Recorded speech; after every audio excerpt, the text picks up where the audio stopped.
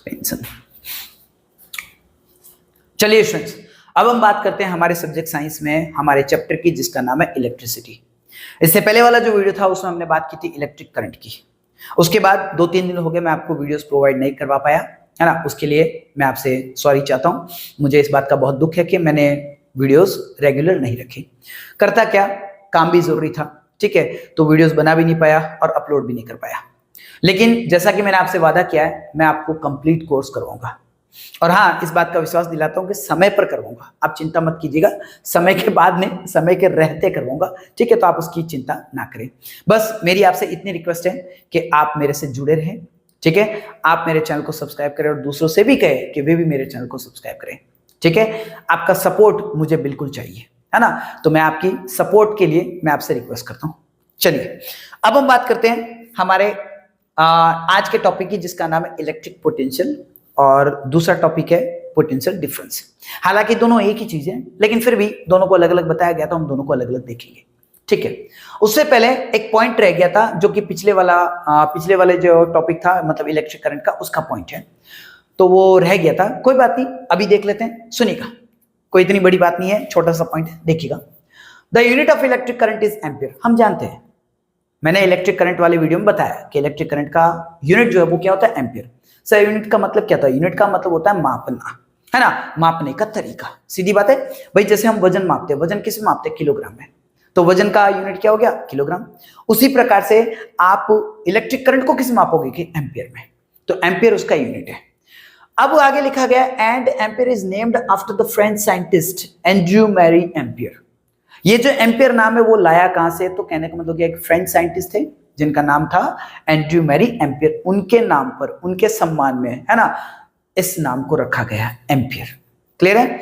Andrew Marie ampere का जो जन्म है वो हुआ था 1775, बोले तो 1775 में, और इनकी जो मृत्यु है वो हुई थी 1836, बोले तो 1836 में।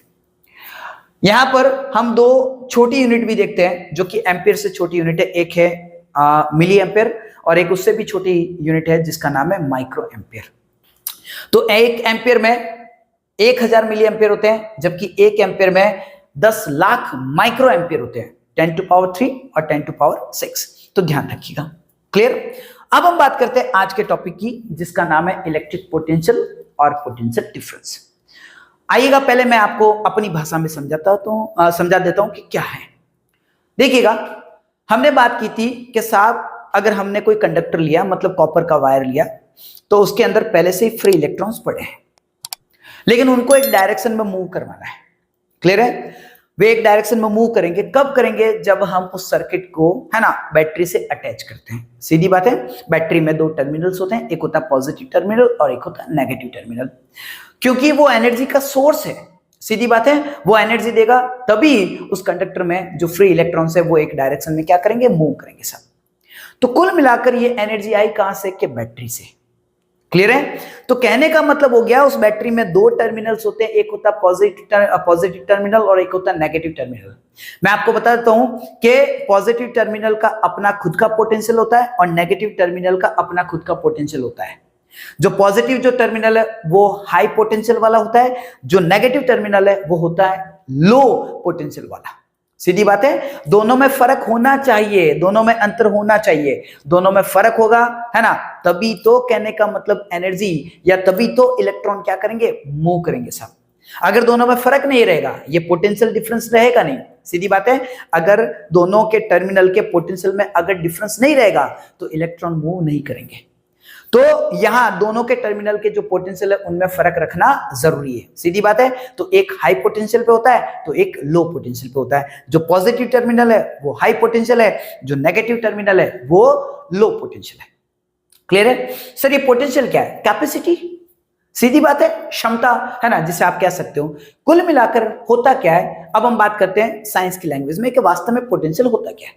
तो जो इलेक्ट्रिक पोटेंशियल है उसका मतलब है कि इंफिनिटी से, देखिए साफ सुथरी बात है, जो चार्जेस होते हैं, मान लीजिए इलेक्ट्रॉन, क्लियर है, तो इलेक्ट्रॉन को मूव करवाने के लिए जो आप काम करते हो वही तो पोटेंशियल है।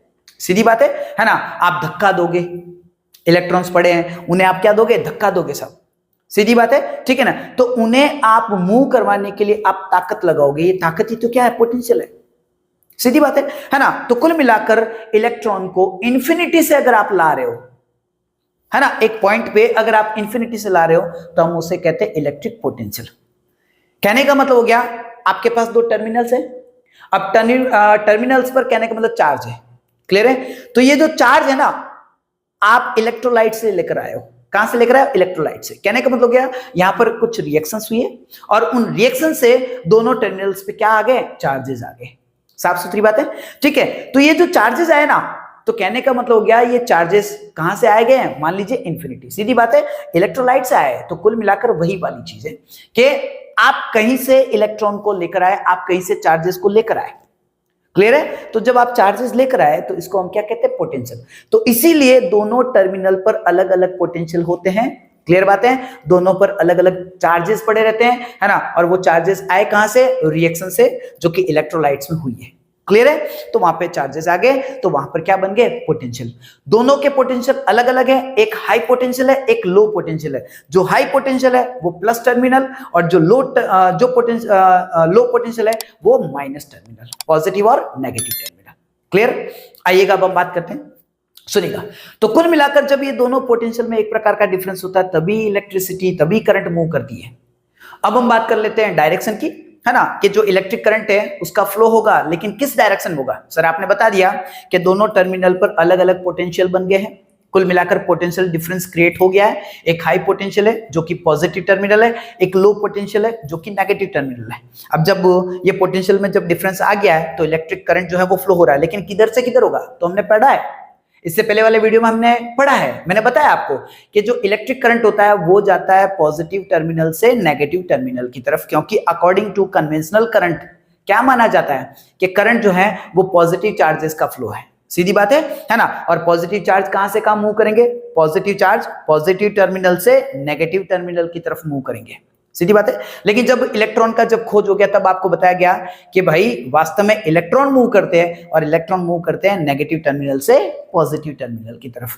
तो आप समझ गए होंगे। कुल मिलाकर अब हम डायरेक्शन की बात कर लेते हैं, ठीक है ना, कि इलेक्ट्रिक करंट जो है वो जाता है प्लस से माइनस की तरफ, बोले तो पॉजिटिव टर्मिनल से माइनस नेगेटिव टर्मिनल की तरफ, या मैं ये कहूं हाई पोटेंशियल से लो पोटेंशियल की तरफ। जबकि इलेक्ट्रॉन्स मूव करते हैं नेगेटिव टर्मिनल से प्लस टर्मिनल की तरफ, बोले तो लो पोटेंशियल से हाई पोटेंशियल की तरफ, क्लियर है ना। तो इलेक्ट्रिक जो करंट है वो मूव करेगा, कब करेगा? वो फ्लो करेगा कब करेगा? जब दोनों टर्मिनल पर एक पोटेंशियल डिफरेंस क्रिएट होगा तो, ठीक है। तो कुल मिलाकर ये सारी बातें थी। अब आइए हम लैंग्वेज के साथ बात कर लेते हैं, तो सुनिएगा। पहले हम बात करते हैं इलेक्ट्रिक पोटेंशियल की। तो मैंने लिखा है the amount of work done to move a unit charge from infinity to a point in an electric circuit is called electric potential. और potential difference क्या है? the amount of work done to move a unit from charge from one point to the other. सीधी बात है। कहने का मतलब हो गया अगर आप इंफिनिटी से चार्ज लाते हो, हमने बता दिया अभी, है ना, कि किस प्रकार से पोटेंशियल बने दोनों टर्मिनल पर इलेक्ट्रोलाइट से, सीधी बात है। तो कुल मिलाकर हमने वही बात बताई है कि इंफिनिटी से इलेक्ट्रॉन आए, सीधी बात है, इंफिनिटी से चार्ज आए, क्लियर है सर। तो अगर इंफिनिटी से आपको जहां चाहिए वहां पर अगर आप चार्ज ला रहे हो तो हम उसको कहते हैं, है ना, चार्ज ला रहे हो और आप काम कर रहे हो तो हम इसे कहते हैं इलेक्ट्रिक पोटेंशियल। और अगर आप सर्किट में ही, या मैं ये कहूं कि आप कंडक्टर में ही एक पॉइंट से दूसरे पॉइंट पर अगर, है ना, चार्जेस को फ्लो कर रहे हो तो कहने का मतलब हो जाएगा वो होता है पोटेंशियल डिफरेंस। उन दोनों पॉइंट के बीच में क्या होता है? पोटेंशियल डिफरेंस, क्लियर है। तो कुल मिलाकर दोनों की परिभाषा में हमने यही देखा कि चार्ज को मूव करवाने के लिए किया गया काम इलेक्ट्रिक पोटेंशियल है। अगर आप इंफिनिटी से, है ना, चार्ज को ला रहे हो किसी पॉइंट पे तो वो हो जाएगा इलेक्ट्रिक पोटेंशियल, और अगर आप किसी कंडक्टर में दो पॉइंट की बात कर रहे हो तो उन दोनों पॉइंट के बीच में हो जाएगा पोटेंशियल डिफरेंस। Okay sir. कुल मिलाकर अगर हम इसको फॉर्मूला में रखने की कोशिश करें तो V इज इक्वल W/Q हो जाएगा, कुल मिलाकर, है ना, work done upon charge, clear है, ठीक है sir. Current flows from higher potential to lower potential, ये बात मैंने आपको बता दी है, while electron flows from lower potential to higher potential, ठीक है सर। हमने ये बातें कर ली हैं। नेक्स्ट बात करते हैं आगे। मैंने आपको कहा अब हम अगर बात करें पोटेंशियल, इलेक्ट्रिक पोटेंशियल या पोटेंशियल डिफरेंस के यूनिट की, तो मैंने लिखा है यूनिट होता है इसका जूल अपॉन कूलम, सीधी बात है। वर्क का जो यूनिट होता है वो होता है जूल, ठीक, और जो आपका चार्ज है उसका आपका यूनिट हो जाता है कूलम। तो कुल मिलाकर वर्क से आ गया जूल और आपके 4 से आ गया कूलम, तो जूल अपॉन कूलम। आप ऐसे भी लिख सकते हो, जूल अपॉन कूलम को हम वोल्ट भी कहते हैं, ध्यान देना। तो कुल मिलाकर पोटेंशियल है ना, इलेक्ट्रिक पोटेंशियल या पोटेंशियल डिफरेंस का जो यूनिट है, जो ऐसा यूनिट है, वो कौन है? वोल्ट, या इसी का दूसरा नाम है जूल अपॉन कूलम। क्लियर है सर? अब हम बात करते हैं, जो ये वोल्ट नाम दिया गया था वो दिया गया था एक साइंटिस्ट के नाम पर, जिनका नाम था अलेजेंड्रो वोल्टा। क्या नाम था? अलेजेंड्रो वोल्टा। इनका जो जन्म है वो हुआ था 1745, बोले तो 1745 में, और इनकी जो मृत्यु है वो हो गई थी 1827, बोले तो 1827 में। क्लियर है? ये एक इटालियन फिजिसिस्ट थे, ध्यान दें।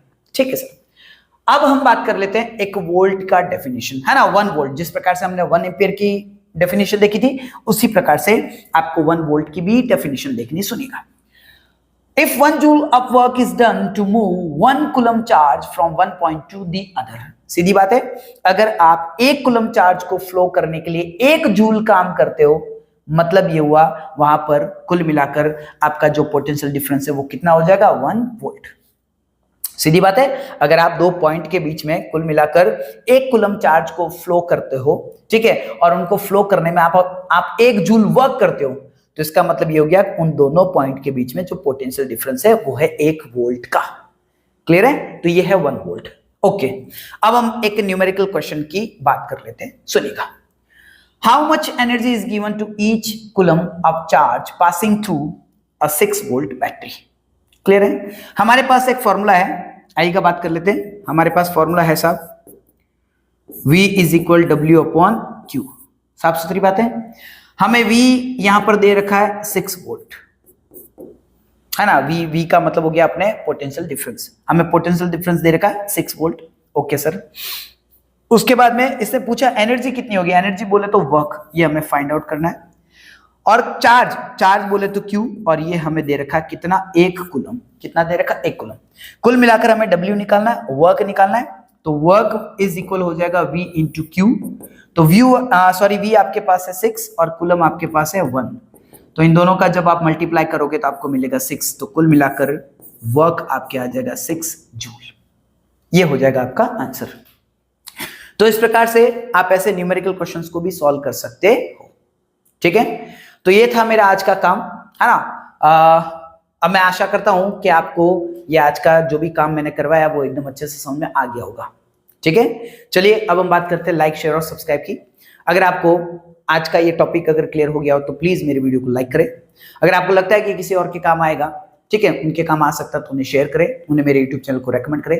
अंत में आप मेरे यूट्यूब चैनल को सब्सक्राइब करें और दूसरों से भी कहें कि वे भी मेरे यूट्यूब चैनल को सब्सक्राइब करें। चलिए मिलते हैं इसके बाद में नेक्स्ट वीडियो में, तब तक के लिए आप सभी को धन्यवाद। Thank you very much.